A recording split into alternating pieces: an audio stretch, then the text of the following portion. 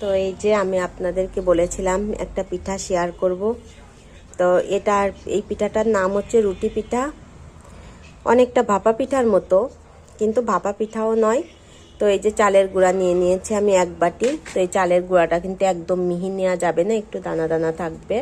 তো 1 বাটি চালের গুঁড়া দিয়ে আমি ধাপে ধাপে দেখাবো আপনাদের। আর আমার 3টা উপকরণ লাগবে এখানে। আর লাগবে নারিকেল, এই যে নারিকেল আমি ডিপ ফ্রিজে রেখে দিয়েছিলাম। আর নুন আর জল লাগবে, আর কিছু না, আর কিছু লাগবে না আমার। এটা দিয়ে শুরু করব। তো প্রথমে চালের গুঁড়াটা এই যে দিয়ে দিলাম।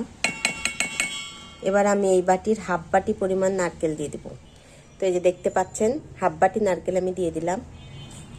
তো এই যে আন্দাজ মতো নুন দিয়ে দিব। জানেন তো এটা মাখা হতে হতে আমি আপনাদেরকে একটু গল্প বলি। তো এই পিঠাটা কিন্তু আমার খুবই পছন্দের। তো আমি কিন্তু বিয়ের আগে হাঁটতে চলতে এই পিঠাটা খেতাম, আমার খুবই ভালো লাগতো। তো এটা কিন্তু অনেকে মাংসের সাথে পছন্দ করে, আমার ছেলে তো মাংসের সাথেই পছন্দ করতো আগে। ভালো করে এটাকে বেশ কষলে কষলে মাখিয়ে নিতে হবে। আর মাখানোর পর আপনারা একটু মুখে দিয়ে দেখবেন যে নুনটা ঠিক আছে কিনা, যেহেতু এটার ভিতরে কোনো মিষ্টি আমি দিব না।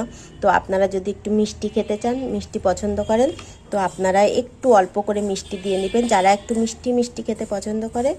তো অনেক সময় আমার মা 2 ভাবে বানাতো, গুড় দিয়েও বানাতো আবার এইভাবেও বানাতো। তো আমার এইটা বেশি পছন্দের ছিল, আমি সবসময় আমারটাই মিষ্টি দিতে মানা করতাম।